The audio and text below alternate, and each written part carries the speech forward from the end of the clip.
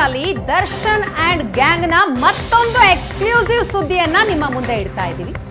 ಚಿತ್ರದುರ್ಗದ ರೇಣುಕಾಸ್ವಾಮಿ ಮೃತದೇಹವನ್ನ ಎಸೆಯುವಲ್ಲಿ ಆರೋಪಿಗಳು ಮಾಡಿದಂತಹ ಎಡವಟ್ಟಿದೆ. ಆರೋಪಿಗಳ ಎಡವಟ್ಟೆ ಪೊಲೀಸರ ತನಿಖೆಗೆ ವರದಾನ ಆಗಿದೆ ಅಂತಂದ್ರೂ ಕೂಡ ತಪ್ಪಾಗಲ್ಲ. ಯಾಕಂತಂದ್ರೆ ಅಸಲಿಗೆ ಆರೋಪಿಗಳು ಏನ್ ಪ್ಲಾನ್ ಮಾಡ್ಕೊಂಡಿರ್ತಾರೋ ಆ ಪ್ಲಾನೇ ಬೇರೆ ಆಗಿತ್ತು. ಆದರೆ ರೇಣುಕಾಸ್ವಾಮಿ ಮೃತದೇಹವನ್ನ ಎಸ್ದಿದ್ದೇ ಬೇರೆ ಕಡೆ ಆಗಿತ್ತು. ರೇಣುಕಾಸ್ವಾಮಿ ಮೃತದೇಹ ಎಲ್ಲಿ ಎಸೆಯಲಾಗಿತ್ತು ಗೊತ್ತಾ? ಅದರ ಇಂಚಿಂಚು ಮಾಹಿತಿಯನ್ನ, ಎಕ್ಸ್ಕ್ಲೂಸಿವ್ ಆದಂತಹ ಮಾಹಿತಿಯನ್ನ 1 PM ಎಕ್ಸ್ಕ್ಲೂಸಿವ್ ನಲ್ಲಿ ನಿಮ್ಮ ಮುಂದೆ ಇಡ್ತಾ ಇದ್ದೀವಿ. ರೇಣುಕಾಸ್ವಾಮಿ ಮೃತದೇಹ ಎಸೆಯುವಲ್ಲಿ ಆರೋಪಿಗಳು ಮಾಡಿದಂತಹ ಎಡವಟ್ಟೇನಿದೆಯಲ್ಲ, ಆ ಎಡವಟ್ಟೆ ಪೊಲೀಸರ ತನಿಖೆಗೆ ಒಂದು ರೀತಿ ವರದಾನ ಆಗಿದೆ. ಮೃತದೇಹ ಎಸೆಯುವ ಜಾಗದಲ್ಲಿ ಬಟ್ಟೆ ಎಸೆದಿದ್ರು ಆರೋಪಿಗಳು. ಎಲ್ಲಿ ಮೃತದೇಹ ಎಸಿಬೇಕಾಗಿತ್ತೋ ಆ ಜಾಗದಲ್ಲಿ ಬಟ್ಟೆ ಎಸೆದಿದ್ರು. ಮೃತದೇಹ ಎಸೆಯುವ ಜಾಗದಲ್ಲಿ ಬಟ್ಟೆ ಎಸೆಯುವ ಜಾಗದಲ್ಲಿ ಮೃತದೇಹವನ್ನ ಎಸೆದಿದ್ರು.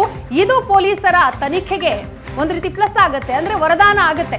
ಪೊಲೀಸರ ತನಿಖೆಯಲ್ಲಿ ಆರೋಪಿಗಳ ಮಾಡಿದಂತಹ ಪ್ಲಾನ್ ಏನು, ಆ ಪ್ಲಾನ್ ಎಲ್ಲಿ ರಾಂಗ್ ಆಯ್ತು, ವಿಫಲ ಆಯ್ತು ಅನ್ನೋದು ಗೊತ್ತಾಗತ್ತೆ. ಆ ಪ್ಲಾನ್ ಏನು ಅನ್ನೋದ್ರ ಬಗ್ಗೆ ನಿಮ್ಮ ಮುಂದೆ ಇಡ್ತಾ ಇದೀವಿ. ಮೃತದೇಹ ಎಸಿಬೇಕಾದಂತಹ ಜಾಗದಲ್ಲಿ ಬಟ್ಟೆಯನ್ನ ಎಸಿತಾರೆ, ಅಲ್ಲೇ ಎಡವಟ್ ಮಾಡ್ಕೊಳ್ತಾರೆ ಈ ದರ್ಶನ್ ಅಂಡ್ ಗ್ಯಾಂಗ್. ಆತುರದಲ್ಲಿ ಮೃತದೇಹ ರಸ್ತೆಯಲ್ಲಿ ಎಸೆದು ಹೋಗಿದ್ರು ಈ ಆರೋಪಿಗಳು.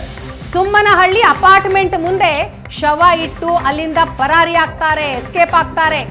ಪೊಲೀಸರಿಗೆ ಇದು ಸುಲಭವಾಗಿ ಪತ್ತೆ ಹಚ್ಚೋದಕ್ಕೆ ಸಾಧ್ಯ ಆಗುತ್ತೆ, ಮೃತದೇಹ ಪತ್ತೆ ಹಚ್ಚೋದಕ್ಕೆ ಸಹಕಾರಿ ಆಗುತ್ತೆ. ಒಂದು ವೇಳೆ ಮೃತದೇಹ ಏನಾದರೂ ರಾಜಕಾಲುವೆಗೆ ಎಸೆದಿದ್ರೆ ಆಗ ತನಿಖೆಗೆ ಬಹಳ ಕಷ್ಟ ಆಗ್ತಾ ಇತ್ತು.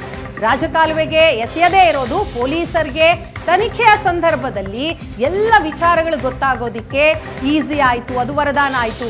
ಸುಲಭವಾಗಿ ಮೃತದೇಹವನ್ನ ಪತ್ತೆ ಹಚ್ತಾರೆ.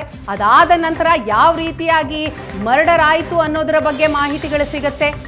ಚಿತ್ರದುರ್ಗದ ರೇಣುಕಾಸ್ವಾಮಿಯನ್ನ ಎಷ್ಟು ಚಿತ್ರ ಹಿಂಸೆ ಕೊಟ್ಟು ಈ ಗ್ಯಾಂಗ್ ಸಾಯಿಸುತ್ತೆ, ಹಲ್ಲೆ ಮಾಡುತ್ತೆ, ಜೊತೆಗೆ ಹತ್ಯೆ ಮಾಡ್ತಾರೆ ಅನ್ನೋದರ ಬಗ್ಗೆ ಮಾಹಿತಿಗಳು ಸಿಗುತ್ತೆ. ಕಾರಣ ಆ ಮೃತದೇಹವನ್ನ, ಆ ಬಾಡಿಯನ್ನ ನೋಡೋದ್ರಿಂದಾಗಿ. ಡಿ ಗ್ಯಾಂಗ್ನಿಂದ ರೇಣುಕಾಸ್ವಾಮಿ ಮೇಲೆ ಮೃಗೀಯ ವರ್ತನೆ ಆಗಿದೆ. ಮೃತದೇಹದ ಮೇಲೆ ಒಂದಲ್ಲ ಎರಡಲ್ಲ 39 ಗಾಯಗಳು ಪತ್ತೆಯಾಗಿದೆ. ಮರಣೋತ್ತರ ಪರೀಕ್ಷೆಯ ವರದಿಯಲ್ಲಿ ಆ ಕೊಲೆಯ ಭೀಕರತೆ ಏನಿತ್ತು ಅನ್ನೋದು ಎಲ್ಲವೂ ಕೂಡ ಕ್ಲಿಯರ್ ಆಗಿದೆ. ರೇಣುಕಾಸ್ವಾಮಿ ಮೃತದೇಹದ ಮೇಲೆ 39 ಗಾಯದ ಗುರುತಿದೆ.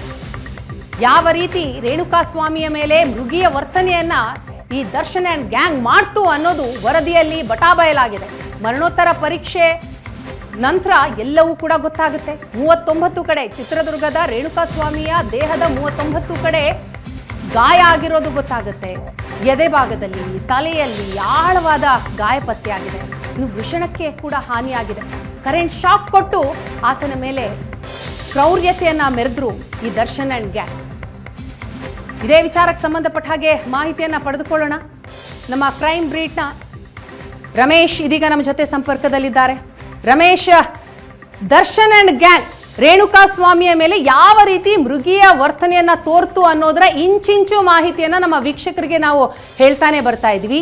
ಈಗ ಅವ್ರು ಮಾಡಿದಂತಹ ಪ್ಲಾನ್ ಎಲ್ಲಿ ಎಡವಟ್ಟಾಯ್ತು ಅನ್ನೋದರ ವಿಚಾರಕ್ಕೆ ಬರೋದಾದ್ರೆ, ಒಂದು ವೇಳೆ ರಾಜಕಾಲುವೆಗೆ ಎಸ್ತಿದ್ರೆ ಏನಾಗ್ತಾ ಇತ್ತು? ವೀಣಾ, ಅಂದ್ರೇನು ಜೂನ್ 8ನೇ ತಾರೀಕು ರೇಣುಕಾಸ್ವಾಮಿನ ಕಿಡ್ನಾಪ್ ಮಾಡ್ಕೊಂಬಂದು 12 ಜನ ಏಕಾಏಕಿ ಅಂದರೆ ಮೇಲಿಂದ ಮೇಲೆ ಅಲ್ಲೇನ ಮಾಡ್ತಾರೆ. ಅಲ್ಲೇ ಮಾಡಿದ ಸಂದರ್ಭದಲ್ಲಿ ರೇಣುಕಾಸ್ವಾಮಿ ಕುಸಿದು ಬಿದ್ದು ಸಾವನ್ನಪ್ತಾನೆ. ಅದಾದ ನಂತರ ದರ್ಶನದಿಂದ ಹೊರಟು ಹೋದಂತ ನಂತರ ಆ ಬಾಡಿಯನ್ನು ಡಿಸ್ಪೋಸ್ ಮಾಡಿ ಅಂತೇಳಿ ಸೂಚನೆಯನ್ನು ಕೊಡಲಾಗುತ್ತೆ. ಅಲ್ಲಿ ಸಂದರ್ಭದಲ್ಲಿ 4-5 ಮಂದಿ, ರವಿಶಂಕರ್ ಆಗಲಿ ಅಥವಾ ರಾಘವೇಂದ್ರ ಜೊತೆಗೆ ಅನುಕುಮಾರ್ ಸೇರಿದಂತೆ 4 ಆ ಬಾಡಿಯನ್ನು ಬಿಸಾಕ್ಲಿಕ್ಕೆ ಮಧ್ಯರಾತ್ರಿ 1 ಗಂಟೆ ಸುಮಾರಿಗೆ ತೆಗೆದುಕೊಂಡು ಬರ್ತಾರೆ. ತೆಗೆದುಕೊಂಡು ಬಂದರು ರಾಜಕಾಲುವೆ ಹತ್ರ ಬಂದು, ರಾಜಕಾಲುವೆಯಲ್ಲಿ ನೀರು ಹರಿಯುವಂತ ಜಾಗಕ್ಕೆ, ಅಂದ್ರೆ ಮಳೆ ಕೂಡ ಬರ್ಲಿಕ್ಕೆ ಶುರುವಾಗಿತ್ತು. ಅಂದ್ರೆ ಆ ಹಿಂದಿನ ದಿನ ಜೋರಾಗಿ ಮಳೆ ಬಂದಿತ್ತು, ಮತ್ತೆ ಅವತ್ತು ಕೂಡ ಮಳೆ ಬರಬಹುದು ಅನ್ನೋ ನಿರೀಕ್ಷೆಗಳಿತ್ತು. ಅಥವಾ ಮಳೆ ಬಂದಿದ್ರೆ ಒಂದ್ ವೇಳೆ ಆ ನೀರು ಹರಿಯುವಂತ ಜಾಗಕ್ಕೆ ಬಾಡಿಯನ್ನು ಎಸ್ತಿದ್ರೆ, ಜೋರಾಗಿ ಮಳೆ ಬಂದಿದ್ರೆ ಆ ಒಂದು ಮೃತದೇಹ ಕೊಚ್ಕೊಂಡು ಹೋಗುವಂತ ಸಾಧ್ಯತೆಗಳಿತ್ತು. ಮತ್ತೆ ನೀರು ಹರಿಯುವಂತ ಜಾಗಕ್ಕೆ ಎಸಿಬೇಕು ಅಂದ್ರೆ ರಾಜಕಾಲುವೆ ಮಧ್ಯಭಾಗಕ್ಕೆ ಎಸಿಬೇಕು ಅಂತ ಪ್ಲಾನ್ ಮಾಡ್ಕೊಂಡು ಬಂದಿರ್ತಾರೆ. ಆದರೆ ಅವರು ಅಲ್ಲಿ ಒಂದು ರಾಜಕಾಲುವೆ ಪಕ್ಕಕ್ಕೆ ಬಂದ ನಂತರ ಏನಾದ್ರು ಬಾಡಿಯನ್ನು ಎತ್ಕೊಂಡು ಎಸಿಲಿಕ್ಕೆ ಹೋಗ್ತಾರೆ. ಆ ಸಂದರ್ಭದಲ್ಲಿ ಪಕ್ಕದಲ್ಲಿ ಒಂದು ವೆಹಿಕಲ್ ಬರುತ್ತೆ. ಅಂದ್ರೆ ಆ ವೆಹಿಕಲ್ ಬೆಳಕನ್ನು ನೋಡಿದಂತೆ ಗಾಬರಿ ಆದಂಥವ್ರು ತಕ್ಷಣಕ್ಕೆ ರಾಜಕಾಲುವೆ ಪಕ್ಕದಲ್ಲೇ ಅಂದರೆ ಅವನು ಉರುಳಿಸ್ಬಿಟ್ಟು ರಾಜಕಾಲುವೆ ಒಳಗೆ ಎಡ್ಜಲ್ಲಿ ಉರುಳಿಸಿ ಅಲ್ಲಿಂದ ಬಟ್ಟೆನ ಜೋರಾಗಿ ಎಸ್ತು ಬಟ್ಟೆ ಜೋರಾಗಿ ಮುಂದೆ ಹೋಗುತ್ತೆ, ಅದರ ಬಾಡಿ ಪಕ್ಕದಲ್ಲೇ ಬೀಳುತ್ತೆ. ಬಿಟ್ಟಾದ ನಂತರ ಅಲ್ಲಿಂದ ಪರಾರಿ ಆಗ್ತಾರೆ. ಆದ ನಂತರ ಬೆಳಿಗ್ಗೆ ಏನೋ ಒಂದು ಪಕ್ಕದಲ್ಲಿದ್ದಂಥ ಅಪಾರ್ಟ್ಮೆಂಟ್ನ ಸೆಕ್ಯೂರಿಟಿ ಗಾರ್ಡ್ ನೋಡ್ತಾರೆ.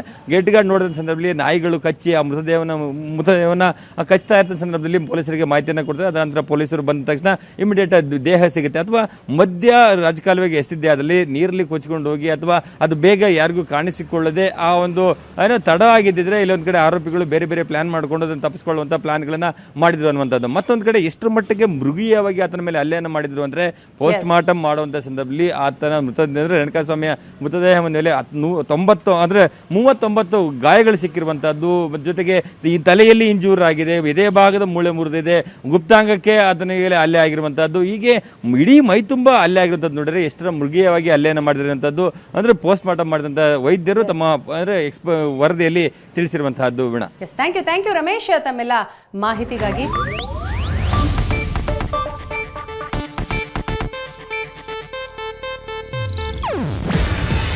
ಇದು ಏಷ್ಯಾನೆಟ್ ನ್ಯೂಸ್ ನೆಟ್ವರ್ಕ್ ಪ್ರಸ್ತುತಿ. ನೀವು ನೋಡ್ತಿದ್ದೀರಾ ಏಷ್ಯಾನೆಟ್ ಸುವರ್ಣ ನ್ಯೂಸ್.